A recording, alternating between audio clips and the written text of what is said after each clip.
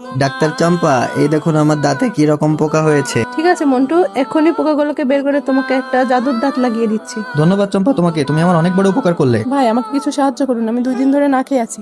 হ্যাঁ, একটা বুদ্ধি পেয়েছি। ইটটাকে আমার জাদুর দাঁত দিয়ে সোনা বানিয়ে দিই। এই নাও ভিখারি, এই সোনাটা নিয়ে তুমি পেট ভরে কিছু খেয়ে না। এই চেন আমার না, এই চেন আমার। তোমরা থামো, তোমাদের কি হয়েছে আমাকে বলো। এই চেনটি আমি পেয়েছি না, এটা আমি পেয়েছি। একটা বুদ্ধি পেয়েছি, এদেরকে আমি নতুন একটা চেন তৈরি করে দিই। এ হাবলু ভেবলু, তোমরা দেখো আমার জাদুর দাঁতের কি কেরামতি। এই নাও আর একটা চেন নাও, তোমরা মারামারি বন্ধ করো। এই ভেবলু ধর, এর জাদুর দাঁত আমরা খুলে নিব। এরপরে কি হয়েছে দেখতে হলে আপনি যদি আল্লাহকে ভালোবেসে থাকেন তাহলে একটু সাবস্ক্রাইব করুন। আপনি যদি একজন মুসলিম হয়ে থাকেন তাহলে একটু লাইক করুন। হাবলু, দাঁতের উপর হাতুড়ি দিয়ে আঘাত কর। হাবলু, করেছি। এই দেখ, জাদুর দাঁত খুলে পড়েছে।